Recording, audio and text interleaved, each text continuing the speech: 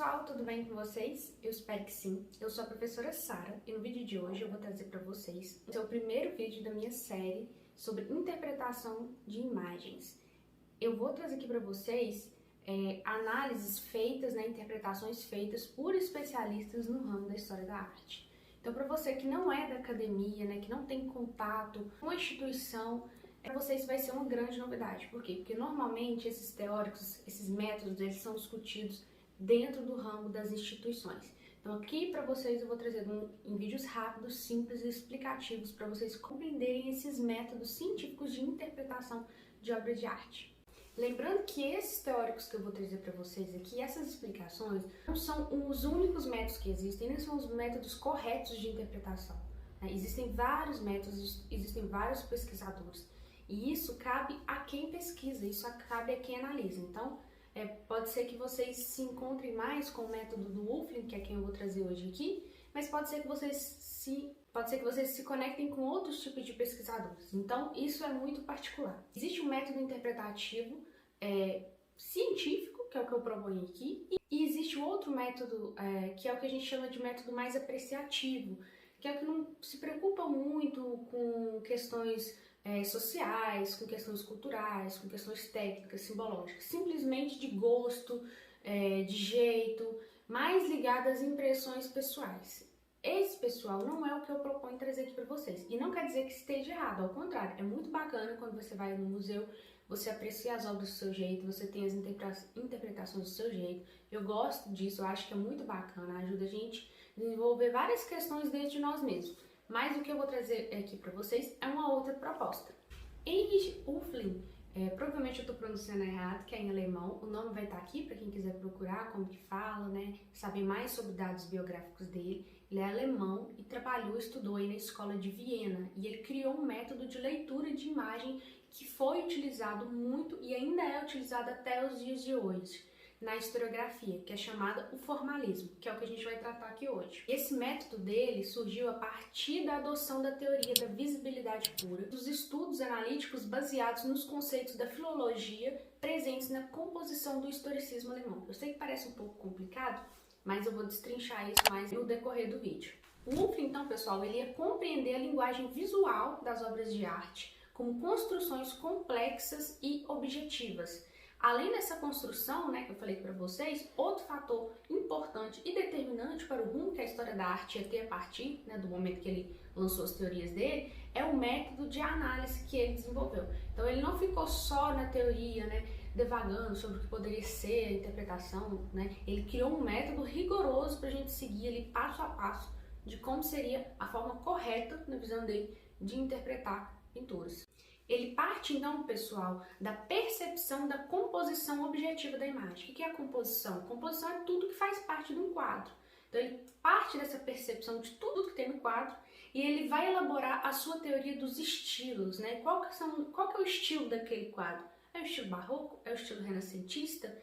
Qual que é o estilo? Só falei esses dois porque ele estuda mais ou menos esse período e tem livros publicados sobre esse período. Até então, é importante falar também, até Wolfling, as histórias relacionadas ao campo da arte se baseavam muito na vida dos artistas, como, por exemplo, Giorgio Vasari.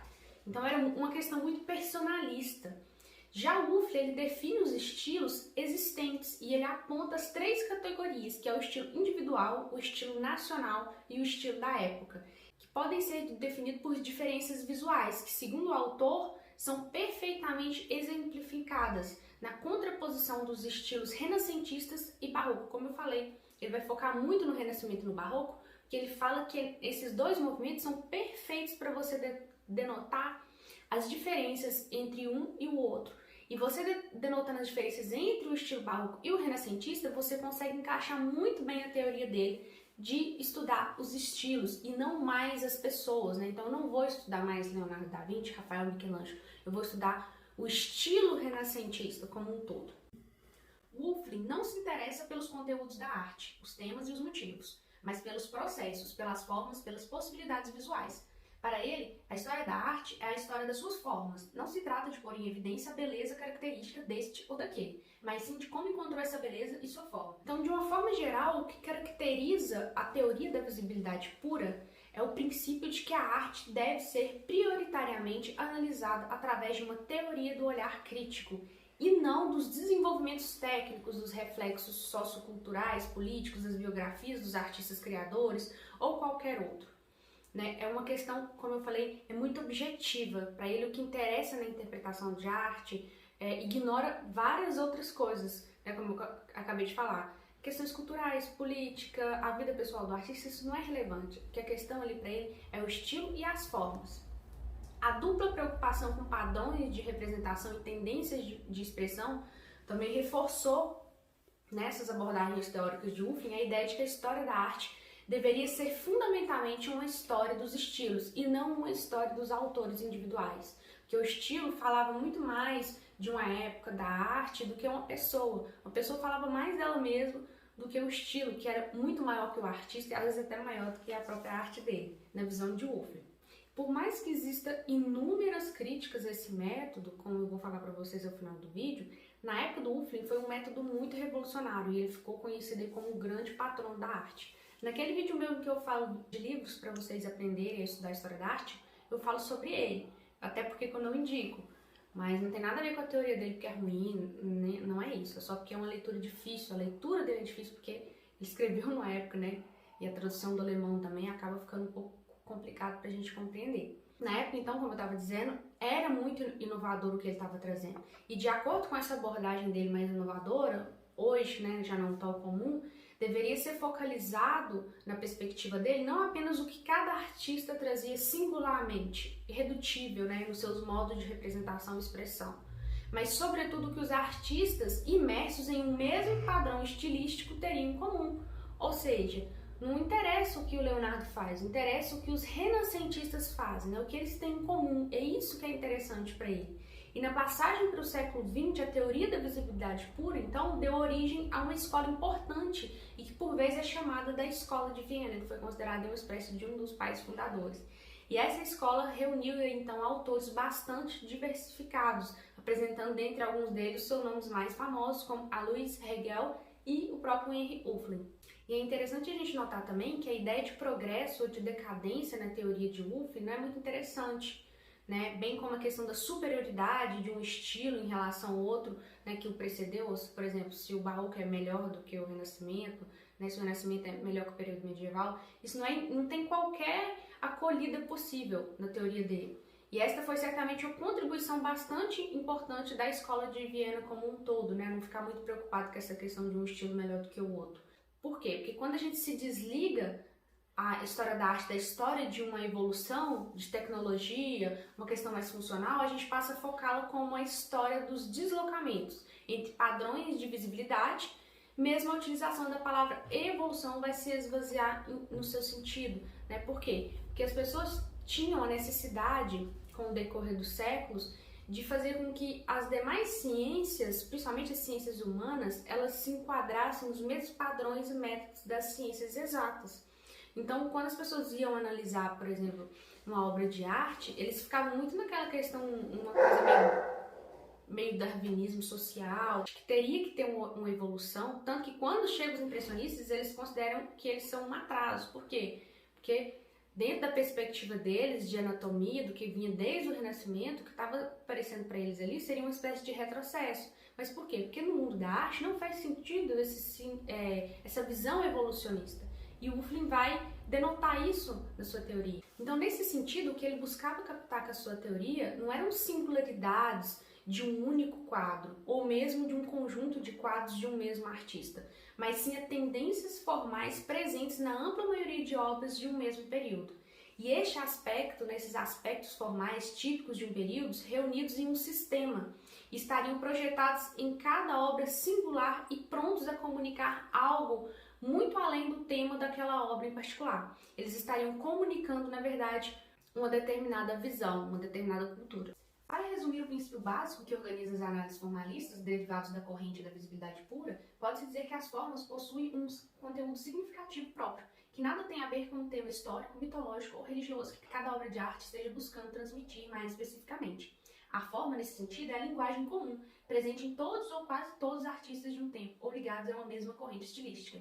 E por trás da forma haveria algo de importante a ser percebido, não apenas sobre os artistas que a conceberam, mas sobre os próprios grupos humanos nos quais eles se acham inseridos. Para eles, a escola social de um determinado padrão expressivo poderia ser decorrência de uma determinada realidade vivida. Os grandes esquemas explicativos de Wulffling, para tomar como exemplo um dos principais teóricos formalistas, apenas dão conta da mera percepção de certos aspectos formais, mas descuram de uma outra dimensão, fundamental da obra artística, que é do seu contexto social de produção. Então, encaminhando para o final do vídeo, pessoal, uma das observações que a gente pode fazer, espécie de crítica a essa análise do Wulffling, é que ela só pode ser aplicada a um determinado tipo de arte.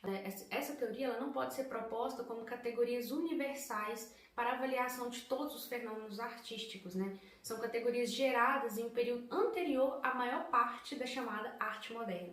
Ou seja, não dá pra gente culpar o Wulffling, porque nem era do período dele, né? Ele fez essa teoria de acordo muito com o que ele estudava, de acordo com o período que ele existia. Então, essa teoria hoje não consegue dar conta de explicar o que vem depois, como eu acabei de falar, da arte moderna. Mas, de resto, qualquer sistema de análise, então, ele possui seus limites. E o mais importante é não dotá-lo de uma pretensão de abarcar todos os fenômenos persistentes no campo de estudo. Então, a gente não pode querer que esse método de Wulffling dê conta de explicar aí todas as obras de arte, todos os movimentos, todos os estilos. Ao contrário, é uma proposta dele para explicar as obras de arte, mas como a gente vai ver daqui para frente, não é a única. E de qualquer modo, né, o Wulffling ou o próprio Hegel e outros teóricos ligados à teoria da visibilidade pura ainda viviam em épocas em que se achava possível elaborar grandes modelos explicativos capazes de dar conta de uma realidade muito mais ampla, ou seja, tem muito a ver com o contexto que eu falei com vocês também. Na verdade, essa pretensão não deve ser associada apenas também, né, aos teóricos da visibilidade pura, mas toda uma tendência da época, particularmente da historiografia da arte. Querendo ou não, acaba que hoje menos, mas quando você vai estudar a teoria da arte, a gente sempre vai achar aquele autor que acha que o método dele dá para explicar todas as obras de arte de todos os períodos. É só você seguir a receitinha do bolo que vai dar certo, mas não é bem assim. Enfim, por ser uma análise, então, sistemática das imagens de arte, pode ser também reducionista, já que se limita à pura descrição sem agregar um valor interpretativo. Logo, faz-se necessária uma reflexão, né, acerca dessa metodologia antes de aplicá-la na contemporaneidade, no que a gente tem hoje. Momento no qual os paradigmas utilizados, né, para a construção desse método wulfliano foram modificados ou deixarem de existir. Ou seja, é muito importante a gente refletir se ainda é necessário esse método Wulffling ou se a gente for utilizar ele, para que período seria, de que forma eu iria utilizá-lo. Né? Como a gente vai tratar no próximo vídeo, é importante quando a gente vai analisar as obras de arte que a gente leve em consideração vários aspectos, e não só, como eu trouxe aqui para vocês, os aspectos formalistas. Mas é muito importante falar que o Wulffling é um teórico importante e que ele foi a chave para abrir a porta para muitos historiadores da arte que vieram depois. Por isso que eu sempre falo que ele é e sempre vai ser uma grande referência na história da arte. Pessoal, as referências que eu utilizei para esse vídeo foram 2 artigos e o próprio livro do Wulffling. Eu vou deixar aqui embaixo para vocês. Tudo que eu falei aqui foi de acordo com esses teóricos que analisaram esse livro e outros estudos do Wulffling, ok? Então, se você quer se aprofundar mais, eu sugiro que você leia essas indicações e procure muitas outras. Lembrando que esse é só um vídeo curto para ajudar vocês a emergir nesse mundo, se for do seu interesse. Se você gostou desse vídeo, deixe seu like, se inscreve no canal e ativa o sininho, porque como eu disse, vão ser vários vídeos, então assim que eu postar você já recebe a notificação. E se você gostou desse vídeo, gosta do conteúdo do canal, não esqueça de participar da nossa campanha no Apoie-se. Não só no Apoie-se, mas também você pode contribuir através da nossa chave Pix. Também estou nas redes sociais, Twitter e Instagram, por lá eu venho conversando com vocês sempre. Então não deixem de me seguir, ok? Beijo e até a próxima!